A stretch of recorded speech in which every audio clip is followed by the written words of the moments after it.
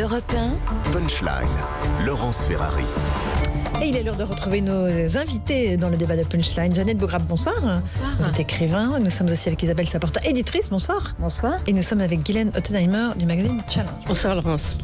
On va parler d'Emmanuel Macron. Il a fait un discours cet après-midi à l'Élysée pour évoquer deux massacres en Algérie. Il a fait un geste de repentance envers les pieds noirs en reconnaissant ces deux massacres. On va écouter les mots employés par le président Emmanuel Macron.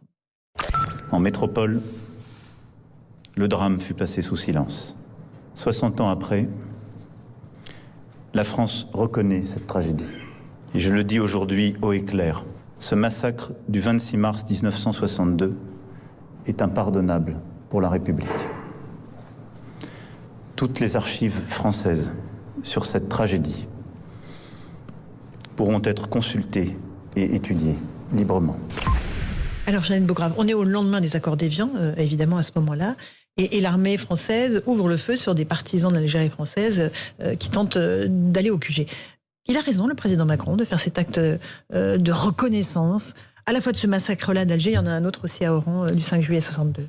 Et il a raison de le faire, mais ça arrive de manière un peu, c'est un peu du pointillisme chez lui, en fait. C'est un peu comme un tableau de Seurat, c'est-à-dire qu'on part, il y a quelques années, en fait, lorsqu'il était en campagne présidentielle, où il accusait ces Français d'Algérie de quasiment, enfin pas de quasiment, de crimes contre l'humanité, que ces Français, et aujourd'hui, en fait, à quelques semaines d'une campagne, d'une élection présidentielle, il réitente depuis, en fait, son discours sur les harkis, où il a demandé pardon. Il essaye de rééquilibrer un discours, mais je ne sais pas si il y a une véritable sincérité dans cette démarche-là. Moi, ça me fait beaucoup de peine et on a le sentiment que quelque part, il y a c'est très utilitariste, très électoraliste, et c'est ce qui me gêne, voilà. Guylaine Ottenheimer, vous avez eu le même sentiment ou pas ? Oui, ça fait un peu pêche aux voix, là, quand même. On est à 8 semaines de l'élection, pourquoi tout d'un coup ? Et puis, je suis d'accord avec Jeannette Beaugrave, parce que je trouve qu'il y a chez Emmanuel Macron un côté Peter Pan. Vous savez, on vole, puis on a une aventure, puis une autre aventure et un autre point de vue. Et chaque fois, il y a des phrases très jolies, très bien senties, parce que comme Peter Pan, il a beaucoup de charme, beaucoup d'énergie, etc. Et quand on le regarde, on y croit. Mais quand on regarde un certain nombre de ces déclarations qu'il a faites depuis qu'il est en politique, et qu'on voit ce qui a été fait, on se dit, bon, il arrive à mettre de la sincérité dans des choses qu'il n'arrive pas à faire. Parce que je me souviens, je viens de regarder une vidéo où il disait il n'y aura plus un seul SDF à la fin de l'année. Il le dit sur un ton que on le croit. On se dit, voilà, c'est une question de vie ou de mort, il va s'impliquer. Et puis bon, rien n'a changé. Donc voilà, on a l'impression qu'à chaque fois, c'est vraiment une grande sincérité, une grande force, un grand engagement. Puis en fait, c'est sur tous les sujets pareils. En même temps, là, on s'approche de la date des accords d'Évian de oui, c'est normal de parler à ce moment-là. Voilà, c'est absolument normal. Mais à chaque fois, on a un sentiment qui est un peu de clientélisme, quoi. Pour être et en plus, ce qui est assez... sincèrement, moi, je connais des gens qui ont perdu, des parents qui ont perdu, et en disant, vous allez avoir accès aux archives. C'est sympa, ça fait plaisir, mais en réalité, ça ne permet pas de réparer les choses.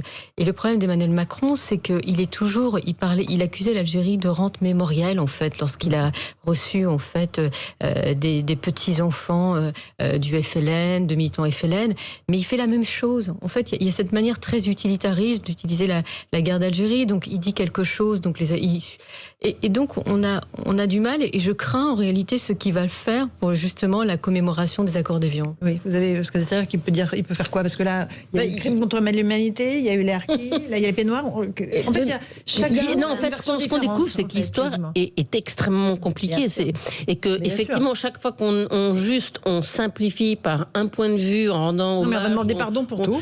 Voilà, on peut chaque jour, c'est un enchaînement de violence, puisqu'il le dit d'ailleurs. Il faut aussi rendre hommage. Enfin, il faudrait aussi que les Algériens s'excusent du massacre d'Oran. Donc on va s'excuser toute la journée parce qu'il y a eu tous les jours des massacres, il y a eu des erreurs, il y a eu une tension, il y a eu une guerre civile ou une guerre, appelez-la comme vous voulez. Donc forcément, il y a eu des actes qui n'ont pas été très beaux. Alors, Isabelle Saporta, peut-être sur la démarche d'Emmanuel Macron. Ça doit pas être évident d'être président de la République non plus, hein. On va pas se dire les choses, parce que quoi qu'il dise et quoi qu'il fasse, effectivement, vous avez raison, il y a toujours une partie des communautés en souffrance qui, entre guillemets, ne se sent pas reconnue à la juste valeur de sa souffrance. Donc on voit bien qu'il essaye, vous avez raison, Guylaine Ottenheimer, de répondre au fond à chacune des souffrances. Alors, vous l'avez souligné, Laurence Ferrari, tout à l'heure, de façon parcellaire. Finalement, on a l'impression que chacun aura sa réponse à un moment donné. Moi, je pense en même temps qu'il faut effectivement qu'on en sorte de tout ça, qu'il y ait une réconciliation, parce qu'on voit bien que c'est quand même un terreau qui aujourd'hui a des répercussions dans la politique française actuelle, qu'on a effectivement des enfants qui sont issus de cette colonisation, des petits-enfants qui sont toujours en souffrance, qu'on a effectivement toute une population pieds noirs dont la souffrance n'a pas été suffisamment reconnue, on a toute une population harkie dans la... Donc, si vous voulez, c'est pas comme si c'était si loin de nous. Si vous voulez, là où je comprends la démarche de Macron, c'est qu'au fond, ça a une répercussion directe sur tout ce qui se passe politiquement en France aujourd'hui, tout ce qui se vit de façon sociétale. Donc au fond, qu'est-ce qu'il faudrait qu'il fasse? Qu'il n'en parle pas, qu'il ne parle pas des souffrances, qu'il n'essaye pas de jouer la réconciliation? Alors là, on le lui reprocherait. Vous vous souvenez, je me souviens plus quand c'était, mais je me souviens de cette scène où il y avait une jeune femme qui lui avait dit que l'Algérie, la guerre d'Algérie, c'était épouvantable, et qui était toute jeune. Et il lui a dit, mais vous êtes née en France, mais vous vous souvenez, il l'avait quasiment effacé. Et là, on le lui avait reproché aussi. Donc, si vous voulez, c'est pas que je vois pas bien en fait quoi que tu fasses sur ce sujet-là. Non, moi je pense qu'il y a une manière de faire les choses. Moi, je suis fille de harki, donc moi je suis la première génération née en France, donc la souffrance de mes parents, je l'ai vécue et elle m'a structurée d'une certaine manière. La seule chose qu'on peut d'une certaine manière lui reprocher, c'est qu'il fait toujours les choses de manière très verticale. Donc il va parler de ce sujet-là, mais de toute façon, il fera autre chose à côté de l'autre. Il l'oubliera. Moi, ce qui me gêne à chaque fois, c'est que il va dire d'abord, quand il a fait le rapport Stora, il le fait de manière unilatérale. Si on parle de réconciliation avec la France et l'Algérie, moi je suis favorable, mais la démarche qu'avait menée Jacques Chirac, c'est-à-dire de faire un traité franco-algérien sur le modèle du traité franco-allemand, elle se fait à deux, avec deux partenaires. Et donc ce qui est assez violent dans cette histoire-là, c'est que aujourd'hui, moi je me fais encore traiter de fille de traître. Oui, donc c'est pas donc, vous voyez, le passé n'est pas passé. Il y a quand même une répercussion de cette histoire au quotidien. Il aurait pu faire des choses, mais il se limite aux mots, au discours, à un discours empathique sur le coup, et il passera à autre chose. De l'autre côté, il enverra son ministre des Affaires étrangères à Alger, comme il l'a fait il y a quelques semaines, parce que pour rétablir le dialogue, et l'Algérie a renvoyé son ambassadeur en France. Quand il suspend en disant... Et donc, moi, ce que je n'aime pas chez lui, c'est cette instabilité permanente. Cette insincérité, au fond. Moi, je pense que c'est pas d'une certaine manière, je le crois insincère, parce que sur la question des harkis, je connais un peu le sujet. Il l'a traité de manière extrêmement administrative. Il s'est occupé d'une catégorie, pas d'une autre, sans avoir une vision globale.